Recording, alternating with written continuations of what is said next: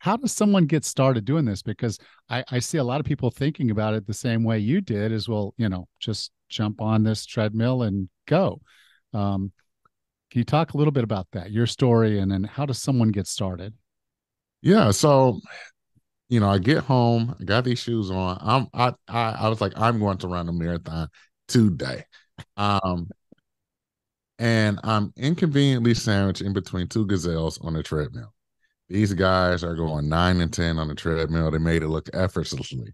And here I am, 300-pound guy who haven't been on the treadmill in years and trying and sizing these guys up to figure out, all right, how fast do I need to go?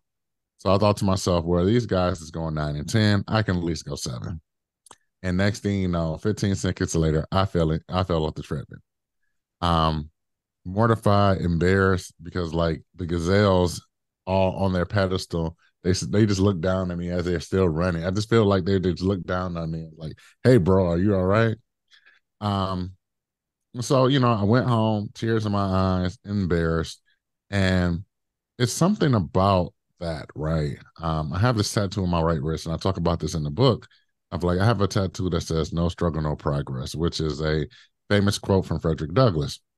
And the portions of the speech that stands out to me is where he goes, if there's no struggle, there's no progress.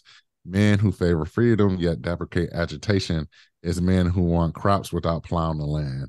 They want rain without thunder and lightning. They want ocean without its roar. And he goes on to say that, the struggle may be a physical one, a moral one, or even a mental one, but there needs to be some type of struggle in order to get progress. And I think for myself, like going through that and hearing that speech ring true in my head in this situation and being like, okay, like I really know what this quote really means.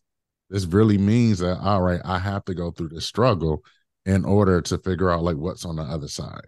And I think that's one of the things I want to mention to the people who are out here, right? Where you're starting to get started, like hopefully you don't fall off the treadmill like I did. Hopefully, Yeah. you know, I pray that you don't.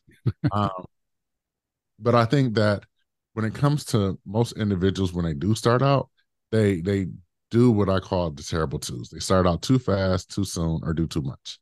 So if they do too much, too soon, and too fast, you're still going to have that fall off the treadmill instance because they are going out the gate and not necessarily going at a speed or at a rate that can be healthy and something that their body can get used to.